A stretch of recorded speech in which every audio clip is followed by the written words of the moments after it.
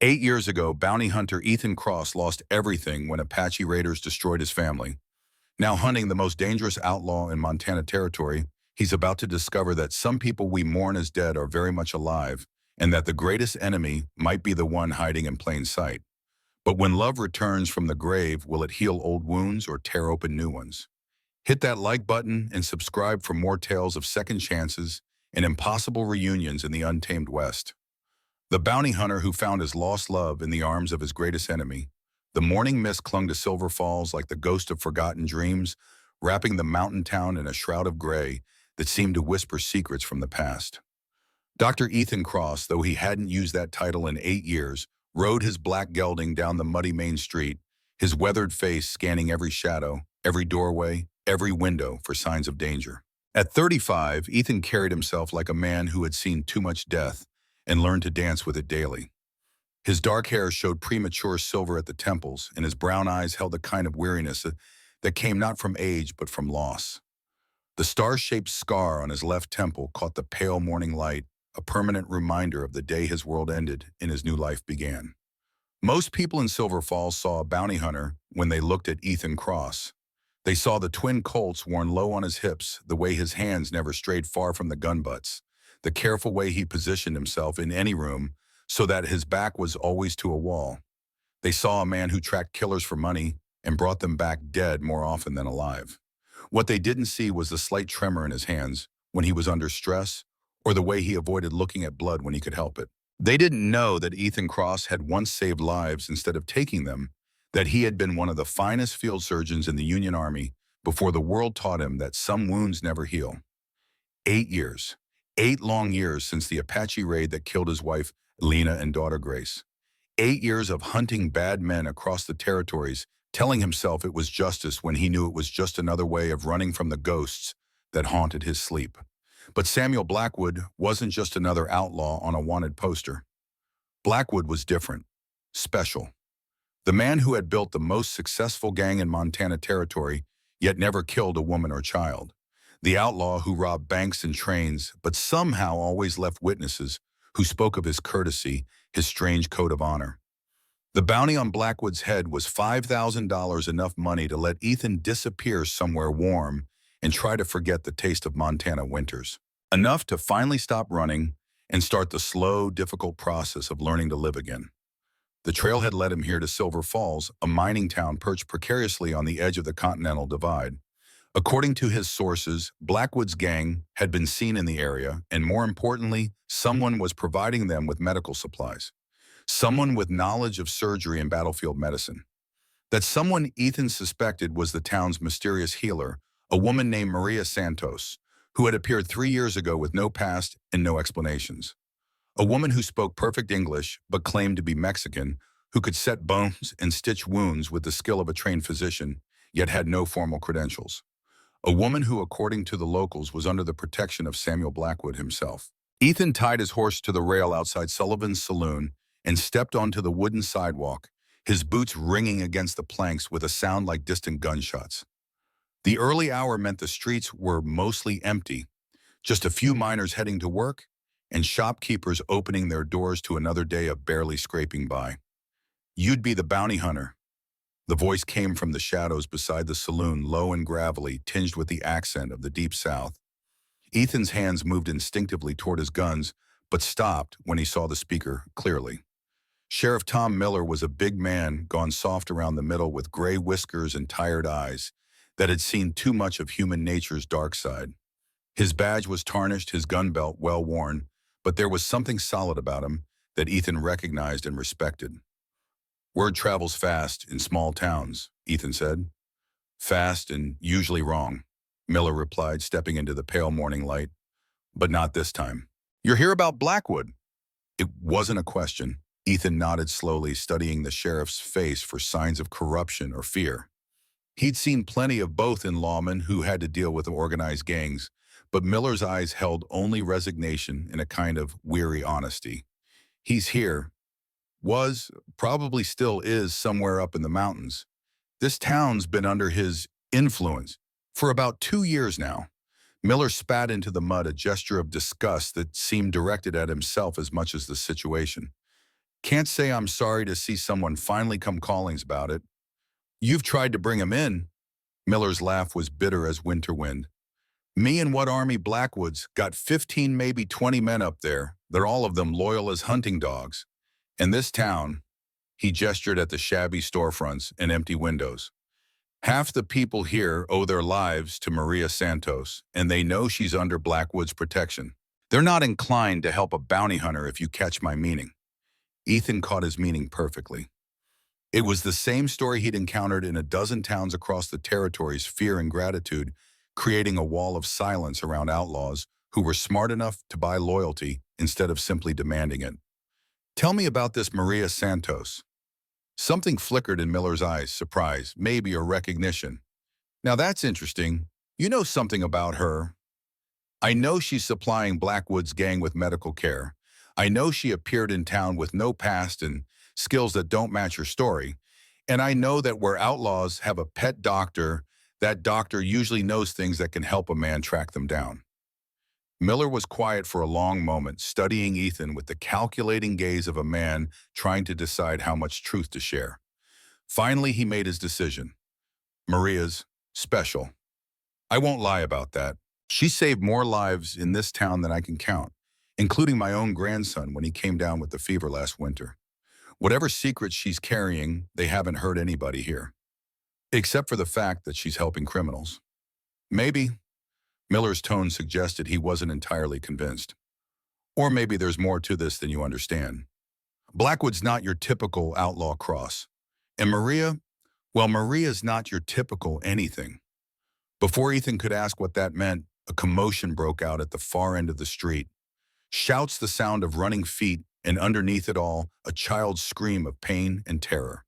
Both men turned toward the sound, and Ethan felt his blood turn cold as he saw what was happening. A small figure lay crumpled in the mud beside an overturned wagon, pinned beneath one of the heavy wooden wheels. A girl maybe 10 years old with dark hair and skin that spoke of Apache heritage. She was conscious but trapped, her left leg bent at an unnatural angle, blood seeping through her torn dress. Around her a crowd was gathering, but nobody seemed to know what to do. The wagon was too heavy for the men present to lift, and the girl was crying out in their language that mixed English with what sounded like Apache. "Someone get Maria," a voice called. "Get Maria Santos." But even as the words were spoken, Ethan was already moving. 8 years of running from his past disappeared in an instant, replaced by instincts that ran deeper than fear or guilt, or the tremor that had plagued his hands since Elena's death.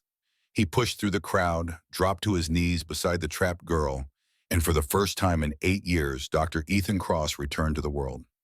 "It's all right," he said softly, his voice taking on the calm, professional tone he had used in field hospitals and surgical tents. "I'm going to help you. What's your name?" The girl's eyes were wide with pain and fear, but something in Ethan's manner seemed to calm her slightly. "Ayanna," she whispered. "My leg." "I know, Ayanna. I can see your leg is hurt, but I'm going to fix it. I need you to be very brave for me. Can you do that?" As he spoke, Ethan was already assessing the situation with the clinical detachment that had once made him one of the Army's most sought-after surgeons. The wheel had her pinned just above the knee, but from what he could see, the break was clean, painful, and serious, but not life-threatening if treated properly. "We need to get this wagon off her," he called to the crowd. "I need at least 6 men, maybe 8. "Won't work," one of the miners said. "We tried. Things loaded with ore must weigh near a ton." Ethan looked more closely at the wagon, his mind racing through possibilities. The weight was distributed unevenly. If they could shift the load, create a fulcrum point. "Get me a good strong piece of timber, at least 8 feet long," he ordered, "and someone find me some rope." His hands were steady now, steadier than they had been in years. The familiar rhythm of medical crisis was washing away 8 years of guilt and self-doubt, reminding him of who he had been before the world broke him. As the men scrambled to follow his instructions, Ethan turned back to Ayanna. She was watching him with dark eyes that held intelligence beyond her years, and something else, a kind of recognition that made his chest tighten with an emotion he couldn't name. "Are you a doctor?" she asked in clear, unaccented English. "I used to be," Ethan admitted, checking her pulse and looking for signs of shock. "A long time ago." "Mama says there are no coincidences. Says everything happens for a reason. Before Ethan could ask who her mama was, he heard running footsteps and a woman's voice calling out in Spanish, then English, urgent and afraid. Ayana, Dios mío, Ayana, what happened? The voice hit Ethan like a physical blow. He knew that voice, had heard it in dreams and nightmares for 8 years, had carried the memory of it across half the continent, like a man carrying his own heart in his hands. He looked up and the world stopped. The woman running toward them was small and dark-haired, with the kind of beauty that came from strength rather than delicacy. She wore a simple brown dress and carried a medical bag, her face tight with concern for the injured child. She was older than Ethan remembered, with lines around her eyes that spoke of years of worry and responsibility, but there was no mistaking that face. Elena, his wife. His Elena who had died 8 years ago in an Apache raid, who he had buried with his own hands, who had haunted his dreams every night since. Elena, who was apparently very much alive and calling herself Maria Santos. For a moment, their eyes met across the crowd, and Ethan saw something flicker in her gaze: confusion, recognition, fear. But before either of them could speak, Ayana's voice cut through the tension. Mama, Mama, the doctor is helping me. Elena's attention snapped back to the child, and she dropped to her knees beside Ethan with the practiced efficiency of someone accustomed to medical emergencies. As she began examining Ayana's injuries, Ethan caught the scent of her hair, the same lavender soap she had always used, and felt 8 years of carefully constructed walls begin to crumble.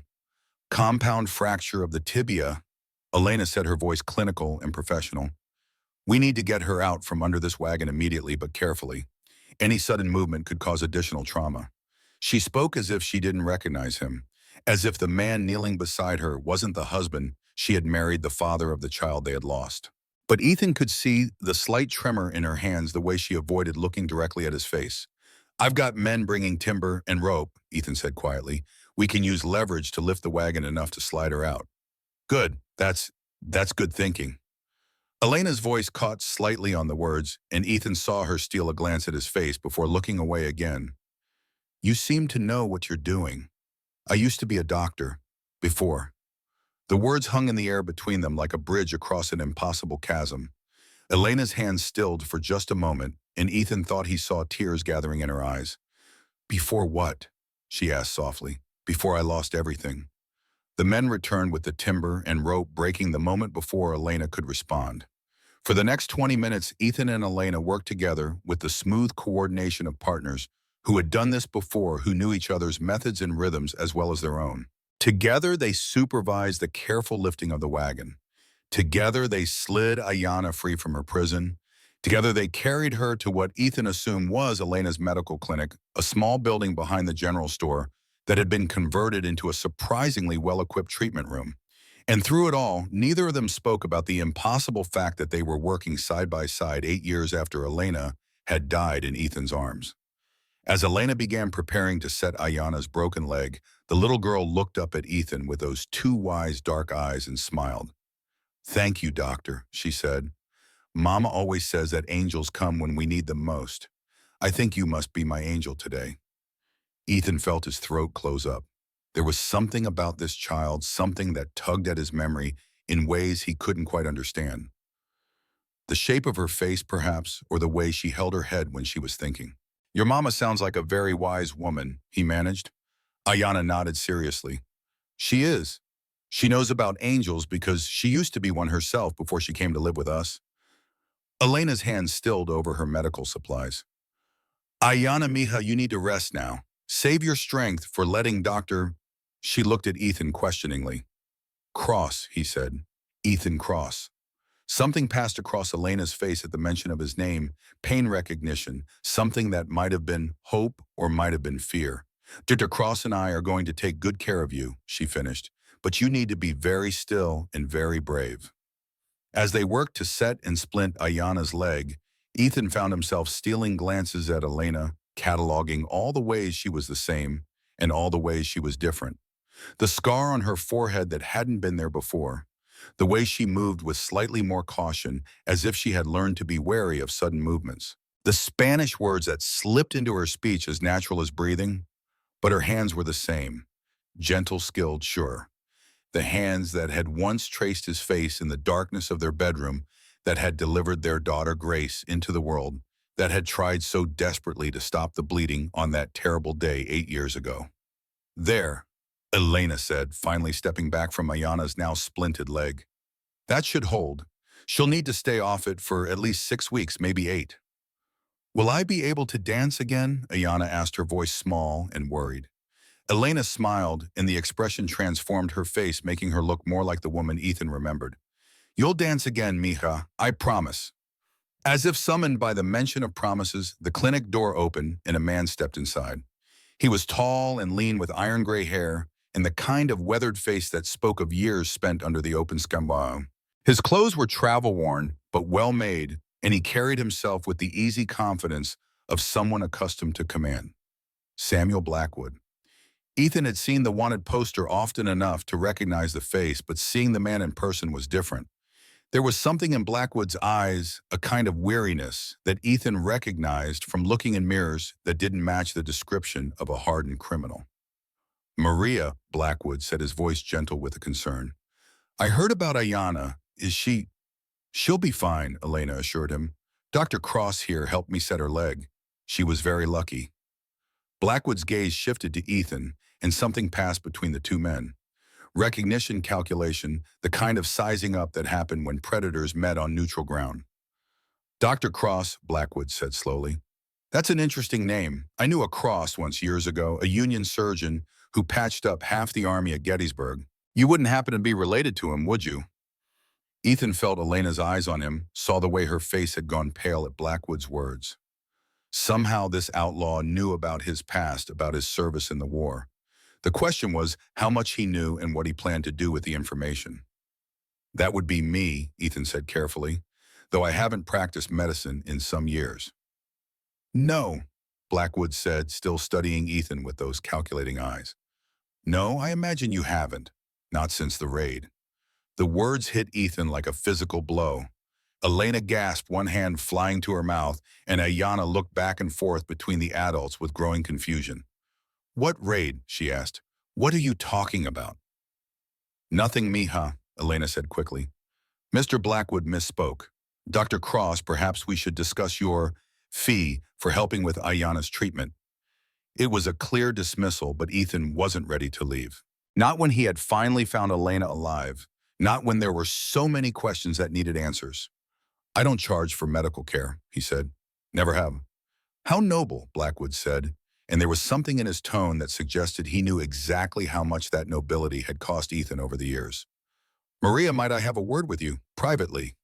Elena looked torn between her desire to get Ethan away from Ayana and her obvious reluctance to be alone with Blackwood while Ethan was present. Finally, she nodded. Dr. Cross, thank you again for your help. Sheriff Miller can direct you to the hotel if you are planning to stay in town. Another dismissal, but this time Ethan didn't fight it. He needed time to think, to process what he had discovered. Elena was alive, living under an assumed name, apparently under the protection of the very outlaw Ethan had come to capture. And the child, Ayana, called her mama, despite clearly being Apache. Nothing made sense, but one thing was clear. His wife was alive, and she was pretending not to know him. As he reached the clinic door, Ethan turned back one more time. Elena was watching him with an expression of such pain and longing that it took his breath away. Maria, he said softly, using the name she had chosen for her new life. If you ever need anything medical and supplies assistance with a difficult case, I'll be at the hotel. She nodded, not trusting herself to speak, and Ethan walked out into the morning sunlight, feeling like a man who had just witnessed his own resurrection.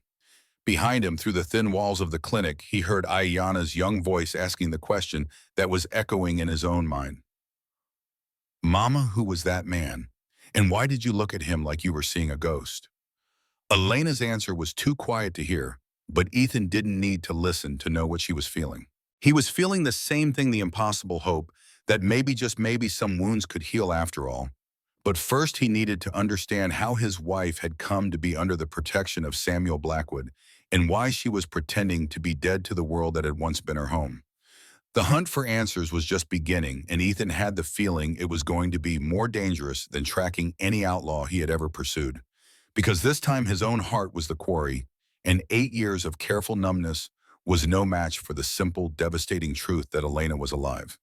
As he walked toward the hotel, Ethan felt his hands begin to tremble, not with the old weakness that had plagued him since the raid, but with the overwhelming realization that his life had just changed forever. Again. Part 2. Memories in the Mountain Mist. 3 days had passed since Ethan's world turned upside down in a small medical clinic in Silver Falls. 3 days of watching from a distance as Elena Marialti went about her daily routines, treating patients, caring for Ayana, living a life that seemed both familiar and impossibly strange. He had taken a room at the Prospector's Inn, a weather-beaten establishment that offered clean beds and passable coffee to travelers passing through the mountains. From his window on the second floor, he could see most of the town's main street, including the path that led to Elena's clinic. She was careful, he noticed. She varied her routes, never took the same path twice in a row, always seemed to know who was watching her and from where. These were not the habits of a simple town healer. These were the survival instincts of someone who had learned to live with danger as a constant companion. On the afternoon of the third day, as storm clouds gathered over the peaks and the first drops of rain began to fall, Ethan finally decided to stop watching and start acting. He made his way to the clinic carrying a bottle of laudanum and a set of surgical instruments he had retrieved from his saddlebags. "I brought supplies," he said when Elena answered his knock. "Thought you might be running low after Ayana's surgery." Elena stood in the doorway for a long moment, studying his face as if she were trying to solve an impossible puzzle. Finally, she stepped aside to let him enter. The clinic was empty except for Ayana, who sat near the window with her splinted leg propped on a cushioned stool. She was drawing in a leather-bound sketchbook, her dark head bent in concentration over what appeared to be a detailed landscape. "That's very good," Ethan said, looking over her shoulder. "You have real talent." Ayana beamed at the praise. "A mama taught me. She says drawing helps us remember things that are important." The sketch showed a valley surrounded by mountains with a small cabin nestled among pine trees beside a rushing stream. It was beautifully detailed, rendered with the kind of precision that spoke of both artistic ability and deep familiarity with the subject. "Is this a place you know?" Ethan asked. "It's where we used to live," Ayana said, "before we came to Silver Falls. Mama says we can't go back there, but sometimes I draw it so I won't forget." Ethan felt Elena's presence behind him, tense and watchful. "Ayana, why don't you rest for a while? Dr. Cross and I need to talk about medical things." "Adult things," Ayana said with the knowing sigh of a child accustomed to being excluded from important conversations. "I know. May I finish my drawing first?" "Of course, mija." Elena led Ethan to the far end of the clinic where a small area had been set up as an office. She closed the door softly behind them, then turned to face him with an expression that mixed determination with something that might have been desperation. "You can't be here," she said without preamble. "It's not safe for you. It's not safe for any of us." Elena, the name felt strange on his lips after 8 years of believing it would never be spoken aloud again.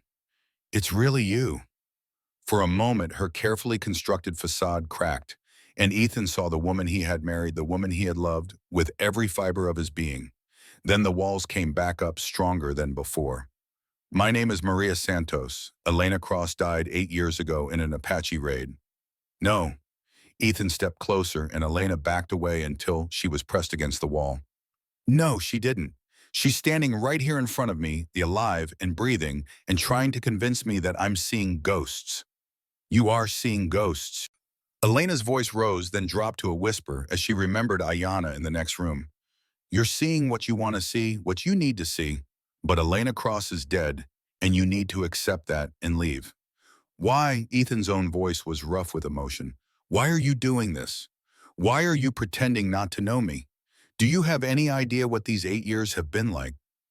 Do you know that I buried an empty coffin with your name on it, that I stood at Grace's grave and promised her I would find the men who killed you both?" Elena's composure finally shattered. Tears streamed down her face as she pressed her hands against his chest, not to embrace him, but to keep him at a distance.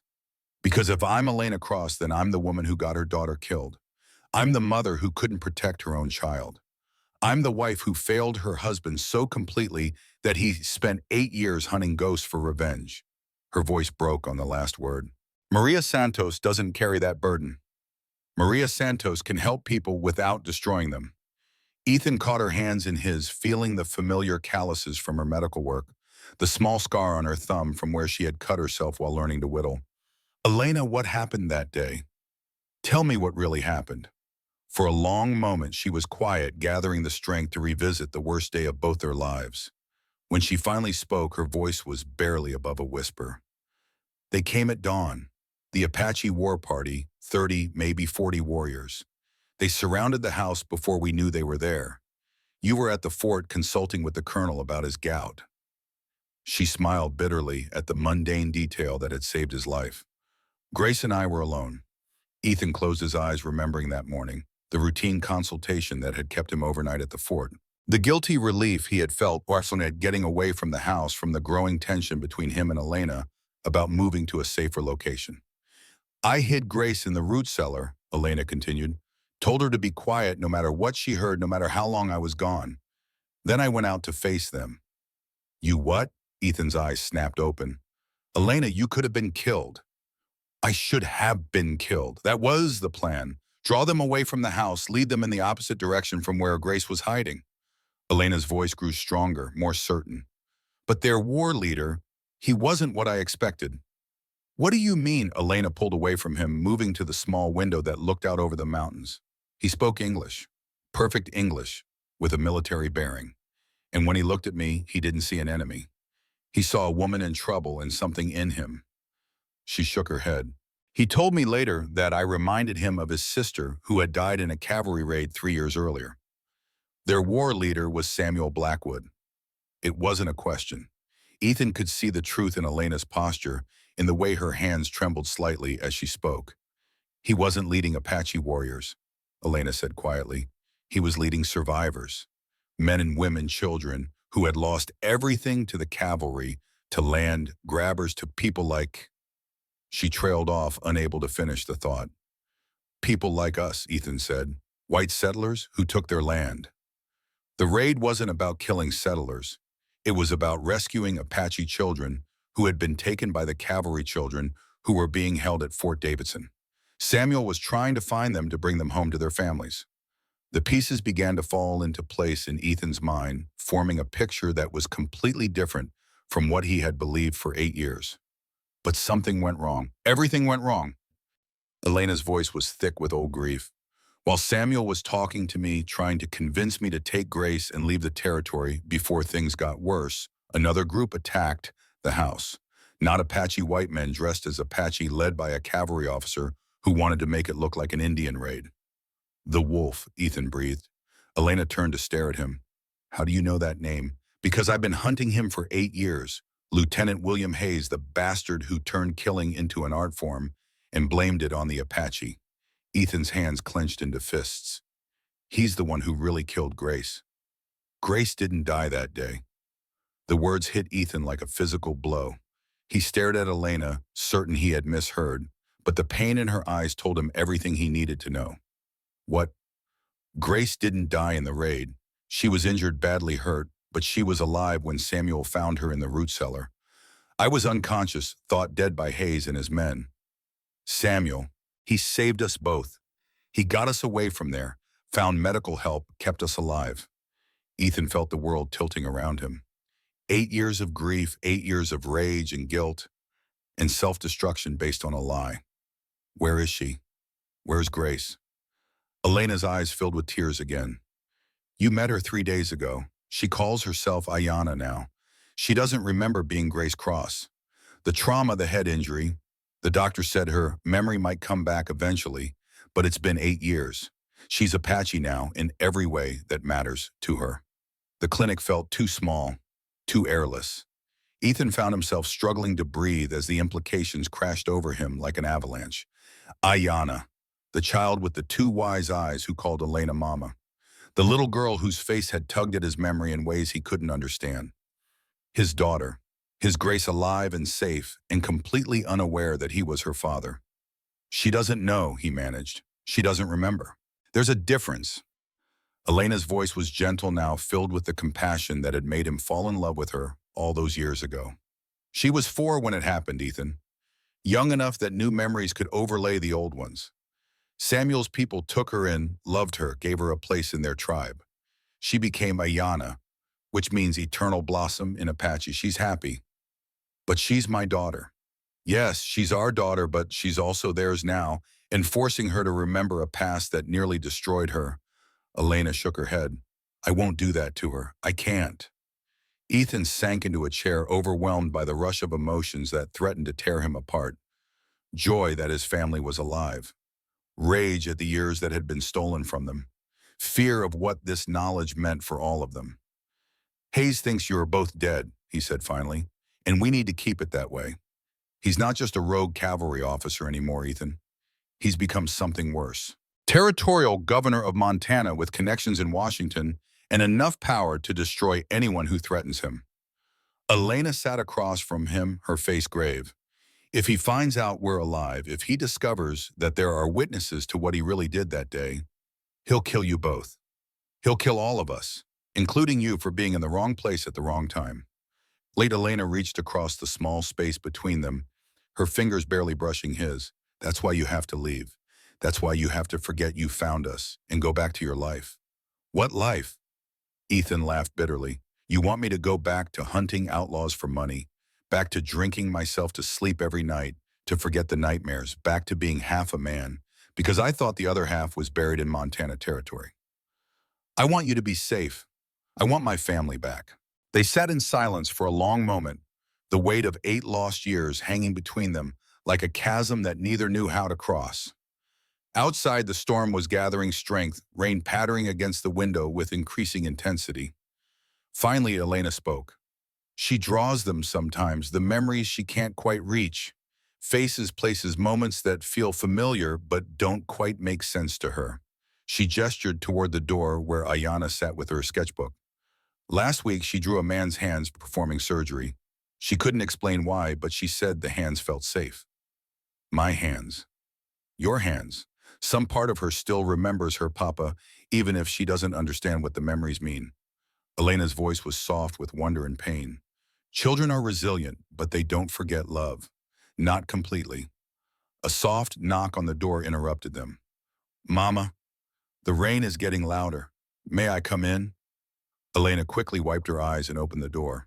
Ayana hobbled in on her improvised crutch, her sketchbook tucked under one arm.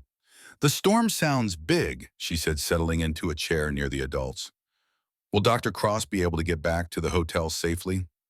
I'll be fine, Ethan assured her, though his attention was caught by the sketchbook in her lap. What are you drawing now? Ayana opened the book to a fresh page revealing a half-finished portrait of a man in military uniform. The face was indistinct, more suggestion than detail, but there was something about the posture, the way the figure held himself that made Ethan's blood run cold. I don't know who this is, Ayana said, frowning at the drawing. He keeps appearing in my dreams, but I can never see his face clearly. He's always standing in shadows watching. I don't think he's a good man. Elena had gone pale. Ayana, mija, you've never seen this man in real life, have you? No, Mama, only in dreams. But they feel like remembering dreams. Like maybe I did see him once a long time ago. Ayana looked up at both adults with troubled eyes. Is that possible? Can you dream about people you have forgotten? Ethan and Elena exchanged glances. The figure in the drawing could only be Hayes Lieutenant William Hayes, who had led the fake Apache raid that destroyed their lives. If Ayana was starting to remember, if the memories of that terrible day were trying to surface. Sometimes our dreams show us things from long ago, Elena said carefully. But they're just dreams, mija. They can't hurt you. I know, but sometimes I wish I could remember more. About the place in my other drawings, about the people who might have lived there with me.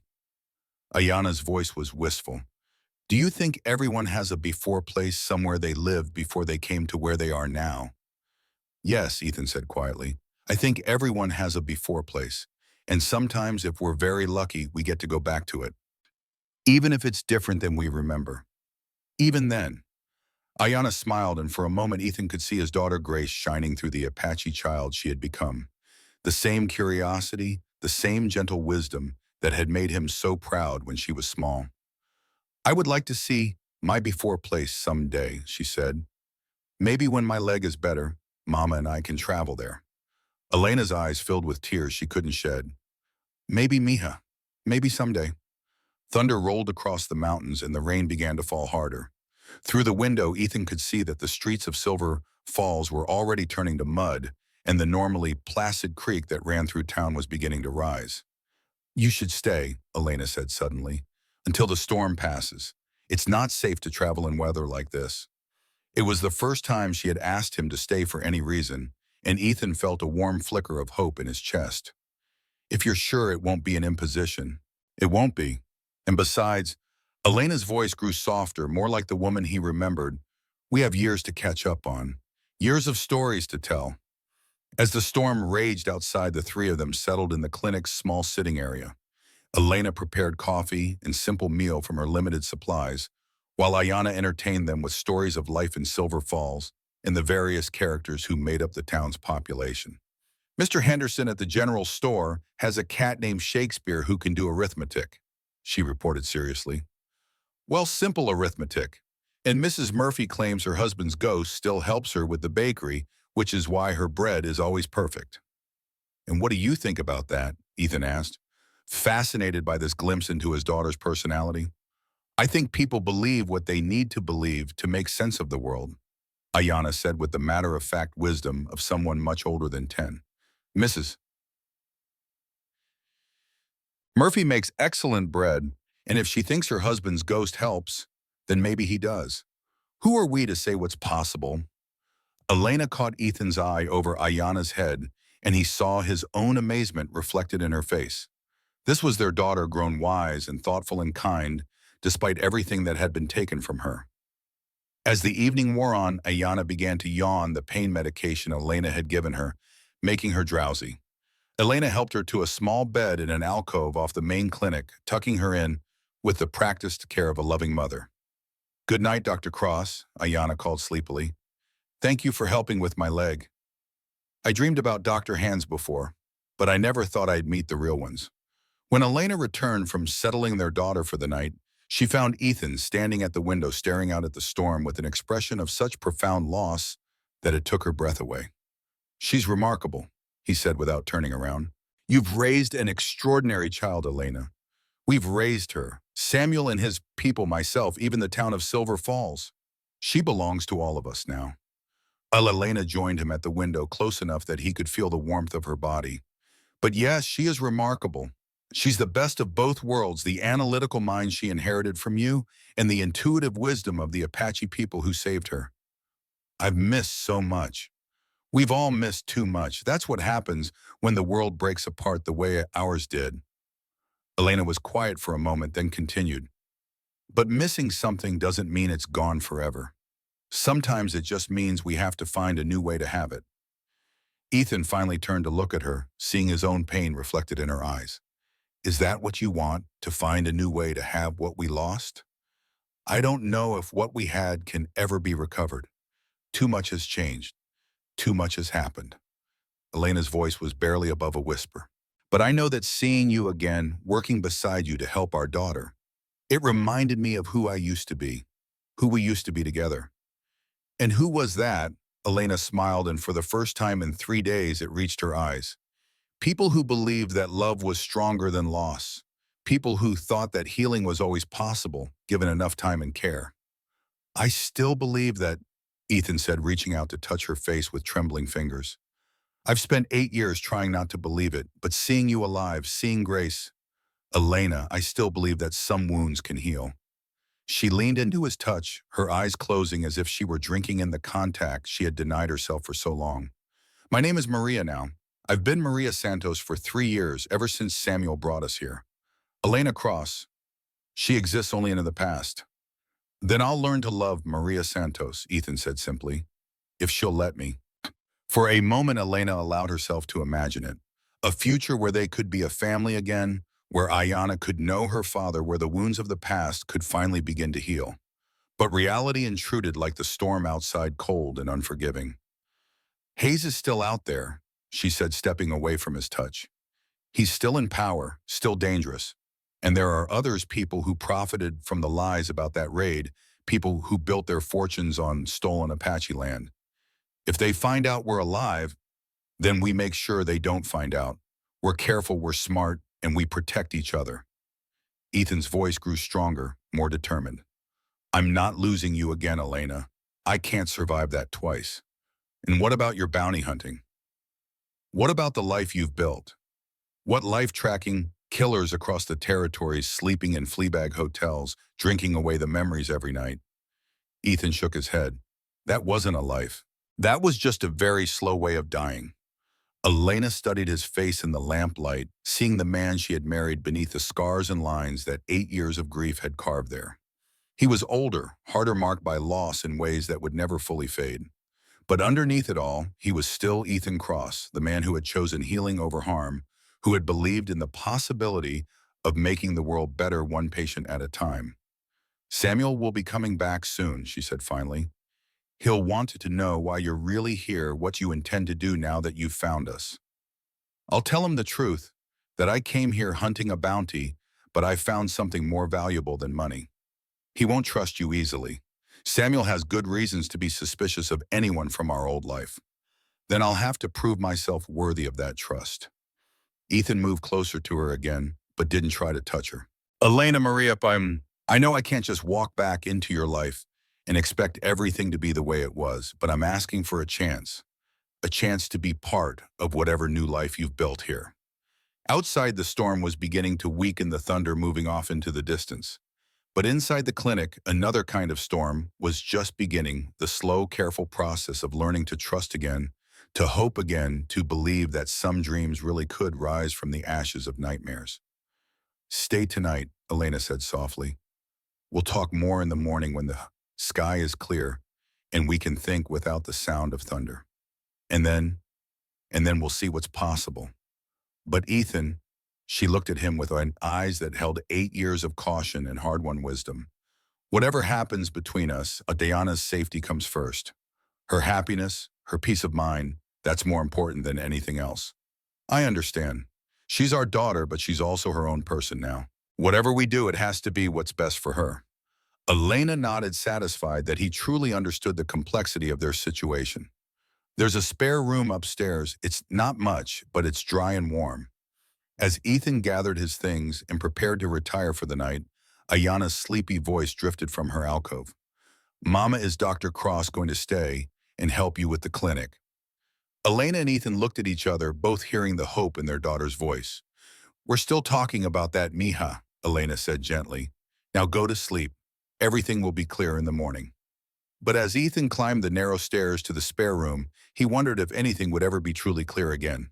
He had found his family alive, but they were living under assumed names in the protection of an outlaw. His daughter didn't remember him. His wife was afraid to trust him, and somewhere out there, the man responsible for destroying their lives was still in power. Tomorrow, he would have to decide what kind of man he wanted to be in this new reality. The bounty hunter who had spent 8 years running from the past, or the doctor who had once believed that healing was always possible no matter how deep the wounds. As he lay down on the narrow bed and listened to the rain gradually fade to a gentle patter, Ethan Cross made his choice. He was going to fight for his family. He was going to find a way to make them safe, and he was going to make sure that William Hayes finally paid for the lives he had destroyed. The hunt was far from over, but this time Ethan wasn't hunting alone. Part 3, When Angels and Demons Dance.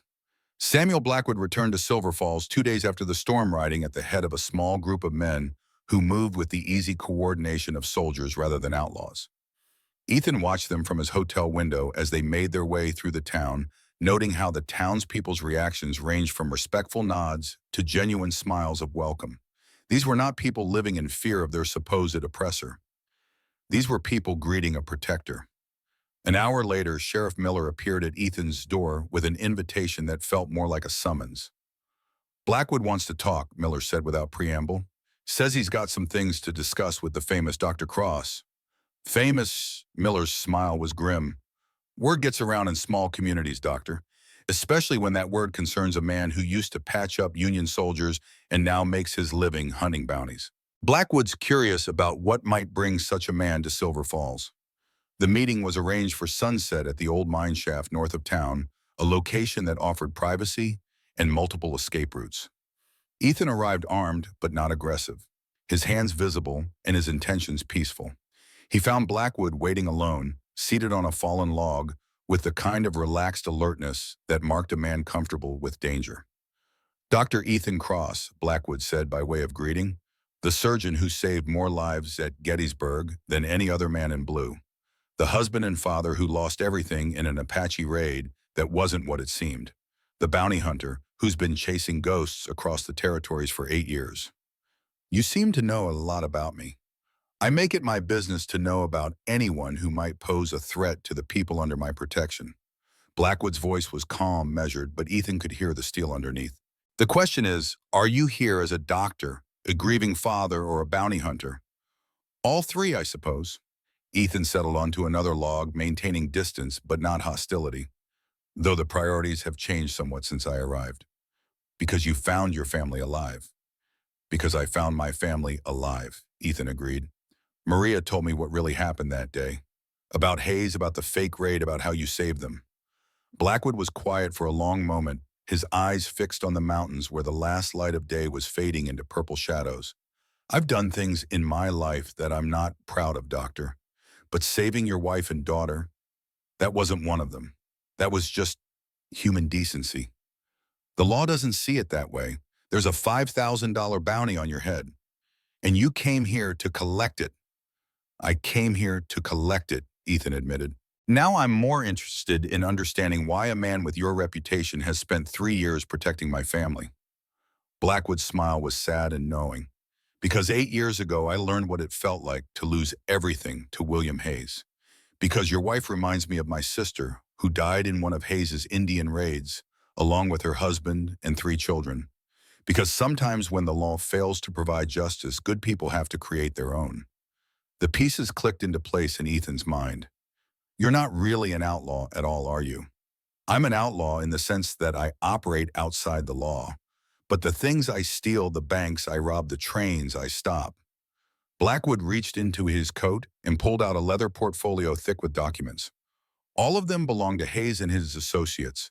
All of them are built on money stolen from Apache families, from murdered settlers, from anyone who stood in the way of their empire.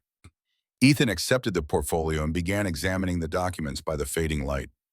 Land deeds signed with forged names, bank records showing suspicious transfers of funds, military reports that had been altered to justify illegal attacks on Apache settlements. My God, he breathed, this is enough to destroy him. It's enough to hang him if we could get it to the right people. But Hayes has friends in Washington, judges in his pocket, newspapers that print whatever lies he feeds them. Blackwood's voice turned bitter. 3 years I've been gathering evidence, and it's still not enough to bring him down through legal channels. So you've been funding a private war. I've been keeping good people alive while bad people get rich off their suffering. Blackwood took back the portfolio, his expression grim. But it's not sustainable. Hayes is getting suspicious about the pattern of thefts, and he's starting to connect them to the Apache survivors I've been protecting. It's only a matter of time before he figures out where they are. And when he does, every man, woman, and child in Silver Falls becomes a target, including your family. Blackwood met Ethan's eyes directly. That's why I need to know what your intentions are, Doctor. Are you here to help, or are you here to complicate an already impossible situation? Ethan considered the question carefully. 3 days ago, his life had been simple: track down outlaws, collect bounties, drink away the memories. Now he was being asked to choose sides in a conflict that had no clear legal resolution. What would helping look like, he asked. Help me get this evidence to someone who can use it. Someone Hayes can't buy or intimidate. Blackwood leaned forward, his voice intense with conviction. I have contacts in the Department of Justice, people who knew your wife's father before he died. If we can get the documents to Washington, if we can present them to the right committee, Hayes could be arrested, tried, convicted. Hayes could be stopped permanently. Ethan thought about Elena, about the fear he had seen in her eyes when she spoke of the man who had destroyed their lives. He thought about Ayanna drawing pictures of shadowy figures from dreams she couldn't quite remember. He thought about the 8 years of his life that had been stolen by lies and corruption. What do you need from me? Blackwood's smile was fierce and grateful. I need a respectable citizen with connections to the military medical corps to carry these documents east. I need someone Hayes doesn't know is involved, someone who can move freely without suspicion. And in return, your family gets their lives back. Really gets them back, not just hidden away in some frontier town pretending to be dead. Blackwood's voice softened. Your daughter gets to choose who she wants to be, Grace Cross or Ayana, or some combination of both. Your wife gets to practice medicine under her own name again. And you, I get to be a husband and father again. If that's what you want, if that's what they want. Blackwood stood extending his hand. But I need to know now, doctor. Are you with us? Ethan clasped the offered hand, feeling the weight of the decision settle on his shoulders. I'm with you, but I have one condition. Name it.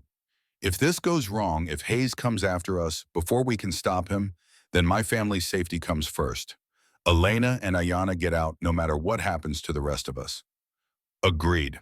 Blackwood's grip was firm, his word given without hesitation. Though I should warn you, your wife isn't going to like being protected. She spent 3 years learning to take care of herself. As if summoned by their conversation, the sound of approaching horses echoed through the gathering darkness.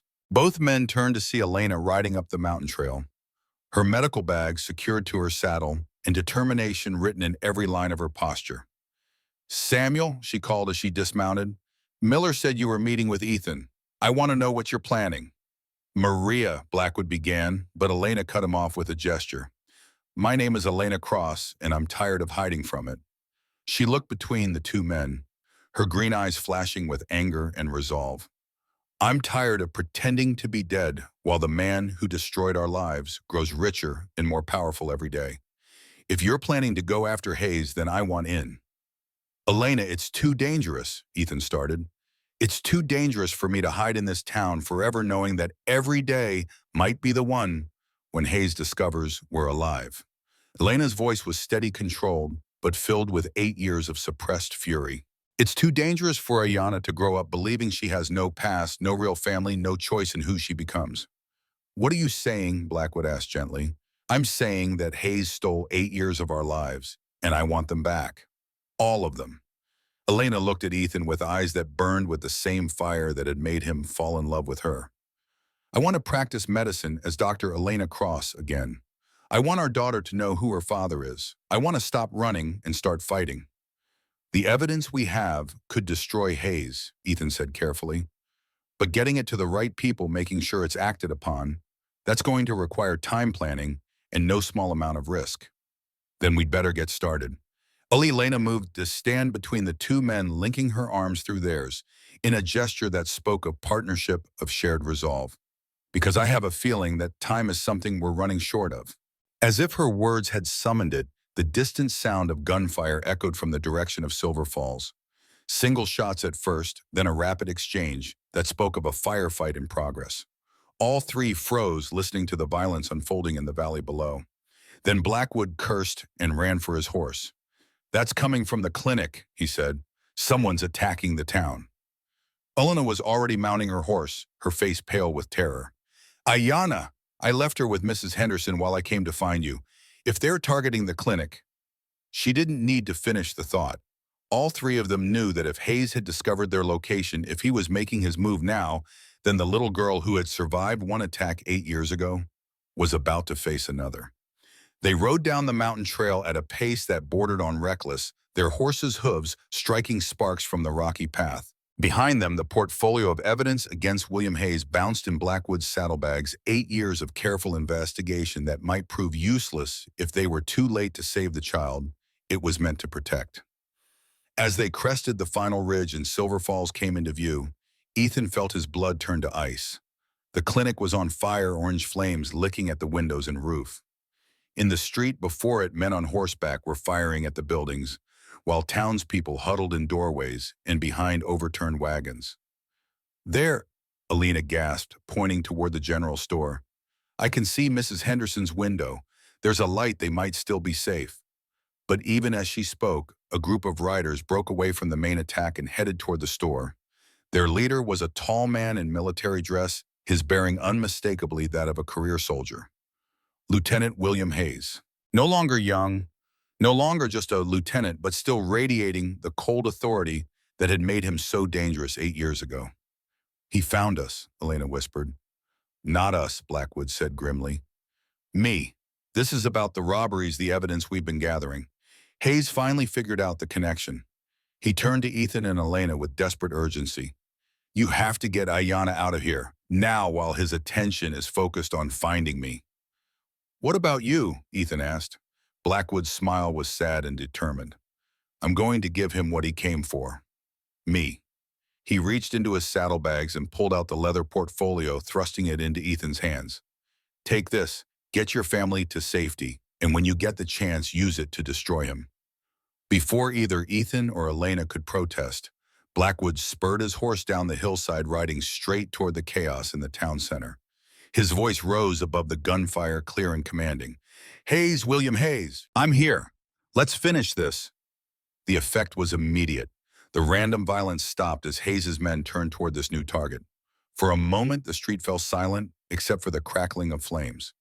Then Hayes's voice answered, cold and precise as a blade.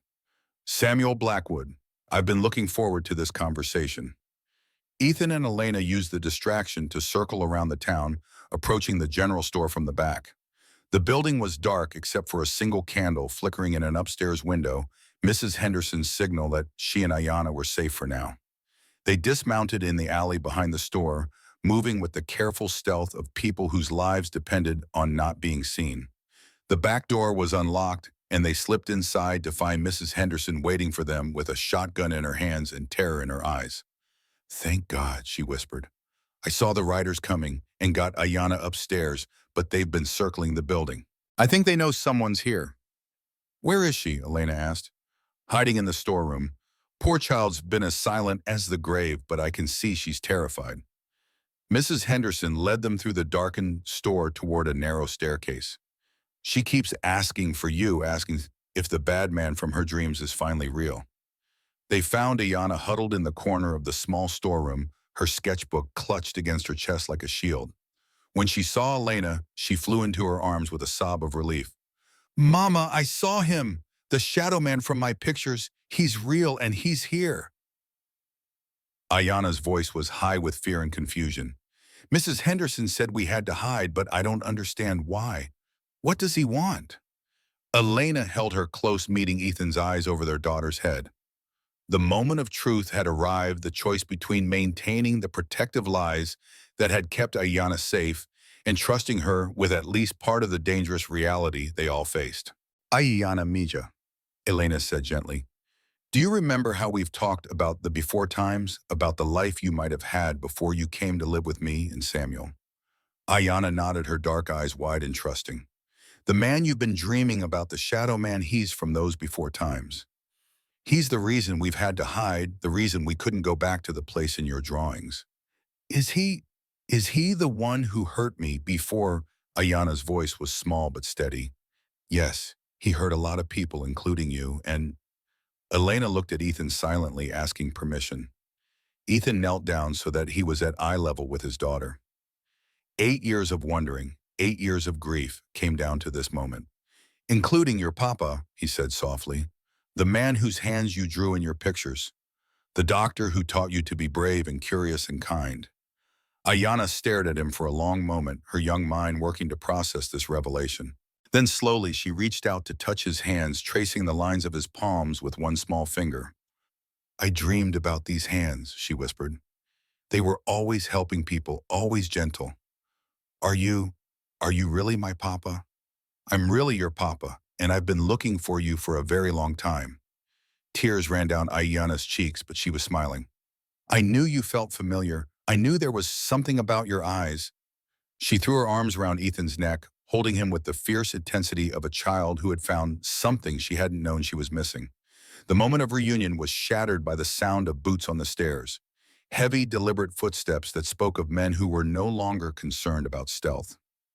Mrs. Henderson, a voice called out, we know you're up there. We know you have something that belongs to us. Elena, Ethan, and Ayanna froze, recognizing the voice immediately. Not Hayes himself, but one of his lieutenants, a man who had been with him 8 years ago when their world was destroyed. The back stairs, Mrs. Henderson whispered. There's a way down to the cellar, then out through the root cellar door. But even as she spoke, they could hear more boots in the alley behind the store. Hayes had anticipated their escape route. Papa, Ayanna said quietly, in my dreams about the Shadow Man, there was always another way out. Through the high window across the rooftops. Is that a real memory? Ethan looked up at the small window near the ceiling of the storeroom. It was barely large enough for an adult to squeeze through, but it opened onto the roof of the adjacent building. A desperate escape route, but possibly their only chance. Yes, he said, lifting her up to test the window's accessibility. That's a real memory. You always were too clever for your own good. Working together, they managed to open the window and help Ayanna through onto the roof. Elena followed, then Ethan, leaving Mrs. Henderson with whispered promises that they would send help. The rooftop escape was treacherous in the darkness, made more dangerous by the smoke from the burning clinic and the random gunfire still echoing through the streets. But Ayanna moved with surprising confidence, as if the muscle memory of her early childhood was guiding her steps. They made it 2 buildings away before they heard Hayes's voice rising above the chaos, cold with fury. Burn it! Burn it all! If they want to hide like rats, we'll smoke them out like rats. Orange light began to flicker from more buildings as Hayes's men set additional fires. The man wasn't just hunting his enemies, now he was destroying anything that might give them shelter. There, Elena pointed toward the old church at the edge of town, the bell tower. We can see the whole town from there, figure out our next move. They made their way across the remaining rooftops and dropped down into the churchyard just as the building next to the general store erupted in flames. Through the smoke and chaos, they could hear Mrs. Henderson's voice raised in defiant curses that would have made a cavalry sergeant proud. The church was dark and empty, its congregation long since scattered by the violence in the streets. They climbed the narrow stairs to the bell tower, emerging onto a platform that offered a clear view of Silver Falls and the destruction Hayes was wreaking upon it. What they saw made Elena gasp in horror. At least 6 buildings were now burning, including the clinic where she had spent 3 years healing the sick and injured. In the street below, Hayes's men were systematically searching every structure, rooting out anyone who might be hiding information about Blackwood's whereabouts. And in the town square, Samuel Blackwood himself knelt in the mud, with his hands bound behind his back, blood streaming from a head wound that spoke of violent capture. Hayes stood over him, still wearing the dress uniform of a territorial governor, his silver hair gleaming in the firelight. Even at a distance, they could see the cold satisfaction on his face as he prepared to interrogate his prisoner. We have to do something, Elena whispered. Samuel saved our lives. We can't just watch them torture him. What can we do against 20 armed men? Ethan asked, though his own hands were already checking his weapons. Papa, Ayanna said quietly, in the pictures I drew the ones about the before times. There was always fire, and there was always a choice between running away and fighting back. Ethan looked at his daughter, seeing in her young face the same courage that had once made him volunteer for the most dangerous surgical missions during the war. What do you think we should do, sweetheart? Ayanna considered the question with the seriousness of someone much older than 10. I think running away means the Shadow Man wins, and I'm tired of being afraid of shadows. Elena squeezed their daughter's hand. Then we fight back. But how? Ethan studied the scene below his mind, working through possibilities. Hayes had made a mistake. He was so focused on capturing Blackwood that he had concentrated most of his men in the town square. The buildings around the edges were only lightly guarded, and the church bell tower offered an elevated position that could command the entire area. I have an idea, he said slowly, but it's dangerous and it requires perfect timing. Tell us, Elena said. As Ethan explained his plan, the sounds of Samuel Blackwood's interrogation drifted up from the square below. Hayes was using old military techniques, methodical, efficient, designed to break a man's will without killing him too quickly. But Blackwood was proving remarkably resilient. His voice, when it carried on the night air, was still defiant. You can burn this whole town, Hayes. You can torture me until dawn, but you'll never find all the evidence, and you'll never silence all the witnesses.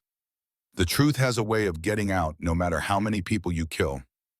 Hayes's response was a backhanded blow that sent Blackwood sprawling in the mud. The truth is, whatever I say it is, I've built an empire on that principle, and I'm not going to let some broken-down outlaw and his Apache pets destroy it. Hayes's voice carried clearly in the still night air. Tell me where you've hidden the documents, and I'll make your death quick. Go to hell. I've been there, Blackwood. I've been there for 8 years ever since I realized that some of my victims might have survived. Do you have any idea what it's like knowing that somewhere out there witnesses to your crimes might be planning your destruction? From their position in the bell tower, Ethan and Elena exchanged glances. Hayes wasn't just evil, he was paranoid, obsessed with the idea that his past was catching up with him. "That's why you've been so brutal," Elena whispered. "He's been afraid all these years that someone would expose him. And now his fears are about to come true," Ethan said grimly. "Ayanna, I need you to stay here and keep watch.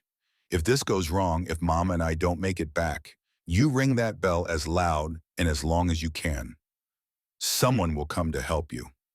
"I want to help," Ayanna protested. "I'm not a baby anymore." "You are helping. You're our eyes and ears up here, and that's the most important job of all." Ethan kissed her forehead, marveling at the simple miracle of being able to do so. "We'll be back, sweetheart. I promise." As Ethan and Elena prepared to descend from the tower, Ayanna caught her father's sleeve. "Papa, when this is over, when the Shadow Man can't hurt us anymore, will we be a real family? Will I get to choose who I want to be?" Ethan's throat tightened with emotion. "You'll always get to choose who you want to be, Ayanna. Whether you want to be Grace Cross or Ayanna or both or something completely new, that choice will always be yours." "Good, because I think I want to be both. I want to remember the before times, but I also want to keep the after times. Is that possible?" "With enough love and time," Elena said softly, "everything is possible." They left their daughter in the bell tower and made their way down into the burning town, moving through shadows and smoke toward the most dangerous gamble of their lives. The portfolio of evidence against William Hayes was secured in Ethan's coat, 8 years of painstakingly gathered proof that could destroy a corrupt governor if they lived long enough to use it. Behind them, Ayanna took her position at the bell, her young hands ready to sound the alarm that would either herald their victory or mark their deaths. For the first time in 8 years, the scattered family of Ethan Cross was fighting together. The final confrontation was about to begin, and this time there would be no running away from the shadows of the past. This time they would either emerge into the light of truth or they would die trying. But as they moved through the burning streets of Silver Falls, Elena's hand found Ethan's, and he felt something he hadn't experienced since the day his world ended hope. Whatever happened next, they were facing it together. And sometimes that was enough to tip the balance between despair and victory, between surrender and redemption. The bell tower loomed behind them, a silent guardian watching over their daughter. And ahead in the flickering light of Hayes's fires, the man who had destroyed their lives waited with the arrogance of someone who had never faced real consequences for his actions. William Hayes was about to learn that some debts could never be escaped, no matter how much power or influence a man might accumulate. Some witnesses could not be silenced, and some truths were stronger than all the lies in the world. The hunt for justice was finally coming to an end. Elena squeezed Ethan's hand once, then released it as they reached the edge of the town square. "Together," she whispered. "Together," he agreed. And Dr. Ethan Cross and Dr. Elena Cross stepped out of the shadows to reclaim their lives, their family, and their future from the man who had tried to bury them all beneath 8 years of lies and fear. The reckoning had come at last to Silver Falls, and it wore the faces of love triumphant over hate, healing victorious over harm, and hope rising eternal from the ashes of despair. In the bell tower above, their daughter watched and waited, ready to ring in the dawn of their new world, or sound the death knell of their dreams. Either way, she was no longer alone, no longer afraid, and no longer running from the shadows of her past. She was Ayanna Cross, daughter of 2 doctors, child of 2 worlds, and living proof that some bonds of love are stronger than death itself. And in the end, that would make all the difference. The confrontation in the town square lasted less than 10 minutes, but it changed everything. Ethan and Elena emerged from the shadows just as Hayes raised his hand to deliver another blow to the bound Samuel Blackwood. Their voices rang out in unison, cutting through the night like twin blades of justice. "William Hayes, we are Dr. Ethan Cross and Dr. Elena Cross, and we are very much alive." The effect was electric. Hayes spun around, his face going pale as he saw the 2 people he had believed dead for 8 years. His men raised their weapons but hesitated when they saw federal marshal badges glinting in the firelight backup that Blackwood had arranged arriving at the perfect moment. You're ghosts, Hayes whispered. We're witnesses, Elena replied, holding up the leather portfolio, and we have enough evidence to hang you 10 times over. The final confrontation was swift and decisive. Faced with 8 years of documented evidence and testimony from survivors, he had tried to silence Hayes broke completely. His empire of lies crumbled in a single night, taking down a network of corruption that stretched from Montana to Washington. 6 months later, Ethan stood on the porch of their new home, a larger building that served as both family residence and medical clinic for the growing community of Silver Falls. Through the window, he could see Elena teaching Ayanna the finer points of surgical suturing, their daughter's quick mind absorbing knowledge with the same intensity she had once applied to her mysterious drawings. Remembering dreams, Ayanna had called them, and she had been right.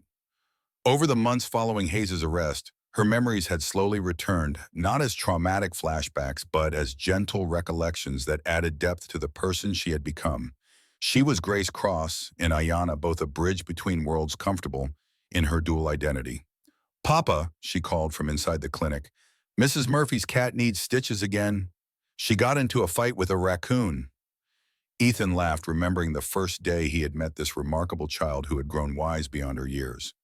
Tell Mrs. Murphy we'll be right there, and remind her that Shakespeare is getting too old for these adventures. Elena appeared in the doorway, her medical coat dusted with flour from helping Mrs. Murphy with her latest batch of bread.